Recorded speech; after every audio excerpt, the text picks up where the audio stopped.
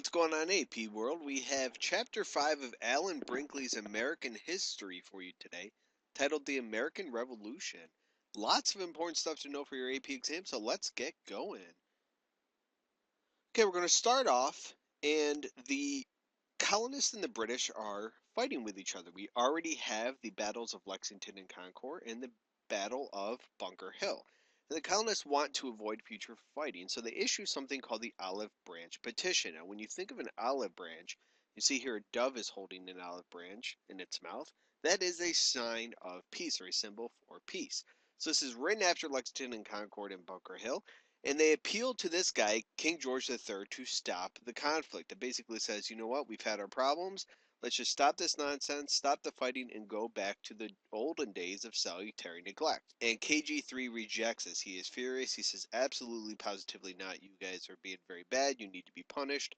You're in a state of rebellion, and I will crush you, essentially. And a thing to keep in mind, most Americans in 1775, and this is really true up until the eve of the Revolution, until the American Revolution, until the Declaration of Independence, most Americans did not want independence. They simply wanted to go back to the days of pre-1763 of salutary neglect. So Britain does a whole bunch of recruiting to fight the Americans. They try to get Native Americans on their side against the colonists. They also encourage Southern slaves that if they fight on behalf of the British, they will gain their freedom. And this upsets a lot of Southerners and makes them want to join the side against the British. And also, the British hire a group of Hessians, who are these German mercenary soldiers who are known for their brutality and violence. In early 1776, we have a pamphlet or a book written by Thomas Paine, or T. Paine as I like to call him. And this was really aimed at those Americans that were on the fence. So those people who didn't know if they wanted independence or not. And he urged Americans to break away from England. He said that the king was this ruthless, awful dictator, and that no way should this tiny little island of Great Britain control or this large area of land of America. We have the Second Continental Congress that is formed, and they urged trading with all countries but England. So they went back to a very successful economic tactic, which is boycotting. And in July of 1776, the Second Continental Congress issues the Declaration of Independence, which Thomas Jefferson gets the credit for writing, although he did have some help from others, including John Adams. Okay, let's talk about a couple terms you should know when it comes to the war. We have loyalists, and these are people that remain loyal to England. They didn't want to break away or declare independence. Patriots are those that favored independence. And then we have the first governing document, or the first government of the United States, which is the Articles of Confederation. And this is formed in 1777, and it is a very, very weak central government. If you take away nothing else from the Articles, please understand that it is very weak. There is no executive branch, and that is because the colonists hated the idea of a king, so they purposely did not make an executive branch to avoid the pitfalls of an executive leader. And a major problem was that the Articles of Confederation could not tax. Again, the colonists who are now Americans, hated the idea of taxing so much that they would not let the federal government tax them. So let's go to the war itself. France, the big thing that you need to know about the war is that France plays a hugely important role. They provide aid in the form of military and financial aid, and this comes as a result of the Battle of Saratoga.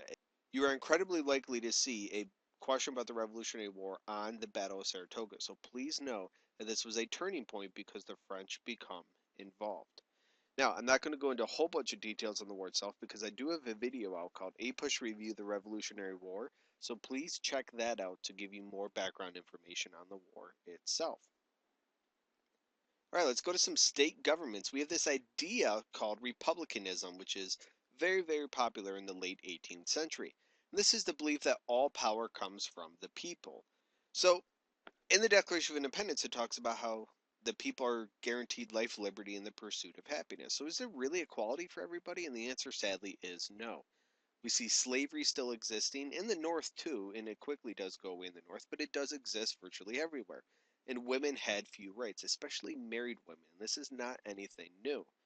We do see each and every state develop its own constitution, and virtually all states had it so that governors could not hold seats in legislatures at the same time that they are a governor. So this is the idea of like a separation of powers here, keeping the different branches separate. And there were property requirements for voting. So in order to vote, you had to be wealthy. This limited the amount of people that could vote. This only stays around for a little bit of time, though. It does go away in the next couple decades. We see lots of religious toleration. And in Virginia, we see the Statute of Religious Freedom, which was written by Thomas Jefferson. So if you were ever go to Thomas Jefferson's grave, you would see this. His epitaph, or his grave marker, says, "Here was buried Thomas Jefferson, author of the Declaration of American Independence, of the Statute of Virginia for Religious Freedom, and father of the University of Virginia." So he was so proud of this Statute of Religious Freedom that he wanted that on his grave, and there was actually no mention of him being president on his grave. So let's talk about slavery, and it is quickly outlawed in many northern states, although it does persist in border and southern states. Now, I'm showing you a map here of what the country looked like on the eve of Civil War.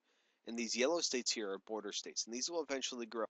Now, at the time, one of the border states is Maryland, and then a lot of the southern states down here in orange, but it's really just along this right-hand side here of the 13 original states, okay? Not Florida. I don't know why I'm pointing to Florida. Okay, let's talk a little bit more about the Articles. There was a very strong legislative branch. Again, there was no executive branch. So what could the government do under the Articles of Confederation? Well, they could conduct foreign relations, sign treaties with other countries. They could also borrow money. But there's a lot of things that they could not do, and they could not regulate trade between states. So there was a lot of issues that developed between states with trading. They could not collect taxes as well, as I mentioned earlier, and they also did not have a one single uniform currency, so each state had its own currencies, which made trading that much more difficult. So a major problem with the Articles was it took every single state, all 13 of them, to agree if the Articles were to be amended or changed. So it required 100% unanimous agreement. And also representation was equal for each state. So whether it was a large state or a small state population-wise, each state had equal representation. Yeah, let's talk about some foreign policy problems. A common trend, really, up until the War of 1812, is that Britain is not following the Treaty of Paris of 1783, which a major thing they promised to do was to leave the posts or forts of different areas. The Land Ordinance of 1785, there are two land ordinances here that you need to know. Please know both of them. They're very, very important. This allowed Congress to survey and sell Western lands in what's called the Northwest Territory. And you'll see a picture in just a second. Each township would be divided into 36 sections or 36 square miles. And the sale from one of these sections, and it usually was number 16 here, would go towards public schools and establishing public schools. So the Congress would sell this land to help raise money, and the land from usually the 16th one would go towards public schools to promote education. 2 years later, we have the Northwest Land Ordinance of 1787.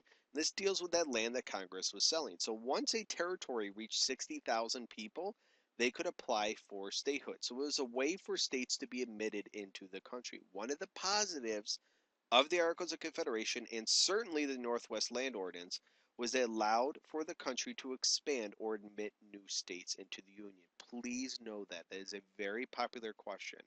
And here are some of the future states out of the Northwest Territory. You have Ohio, Indiana, Illinois, Wisconsin, and Michigan. So this is that Northwest Territory.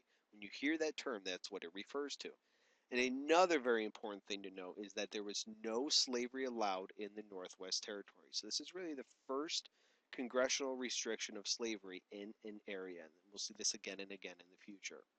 The Treaty of Grenville was a treaty with Native Americans, and this forced many of the Native Americans to move out of the Ohio and Indiana territories so that the Americans could move into there.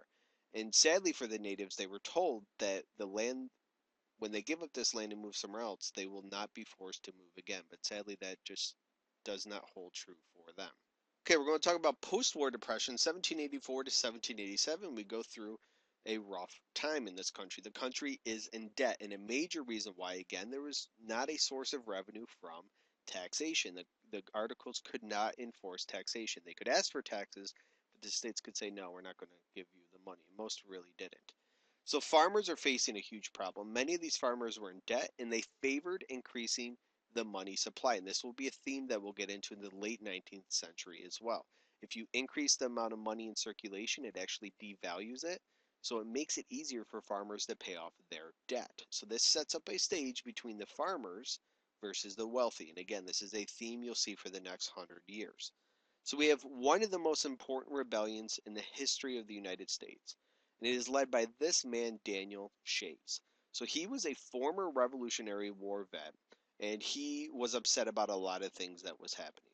He called for paper money to be in circulation. He wanted tax relief from the states, and he wanted the elimination of imprisonment for debt. Now, today we kind of take this for granted, I think, because if you're in debt, you don't go to jail. But it used to be in American history, if you were in debt to somebody you couldn't pay it off, you would go to jail. So he wanted to fix that. He also wanted to end foreclosures. And a foreclosure is when the bank comes and takes your farm or your house or your land because you can't pay it. So there's a lot of poor farmers that are being affected by this, and Daniel Shays tries to fix this issue. So why do we care about Shays' rebellion? Why is it so important? And this will likely appear in the exam. This is one of the lesser known rebellions, and it's something that AP feels is very important for you to know. Well, this shows that the Articles of Confederation was very weak. There was no national military under the Articles of Confederation, so Daniel Shays was able to do a little bit of damage here.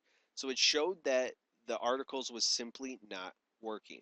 And as a result of this, many people advocated or favored or called for a strong central government. And we will see this with the Constitutional Convention, which ultimately leads to the Constitution. Okay, let's talk about some past essay topics that deal with this time frame. We have analyzed the political, diplomatic, and military reasons for the United States victory in the Revolutionary War. Confine your answers to the period 1775 to 1783. This cannot be written unless you mention France. And again, please check out my video APUSH review, the Revolutionary War, for more info. Analyze how the ideas and experiences of the Revolutionary era influenced the principles embodied in the Articles of Confederation. So, in other words, why was Articles of Confederation set up the way it was? What happened during the colonial era that made the government the way it is? I also have a video on the Articles of Confederation you can check out as well. And finally, evaluate the extent to which the Articles of Confederation were effective in solving the problems that confronted the new nation. Here's a hint. It wasn't. That's why it only lasted a little while. All right, that's it for me. Please take a moment and subscribe to my channel if you have not already. Help me spread the word. Take 30 seconds and post a link on Facebook, Twitter, Vine. I'm missing something, but anything you could think of. If you have ideas for videos, questions, comments, please leave them in the comment section below, and I will happily answer them. Thank you very much for watching. I appreciate it. Have a good day, guys.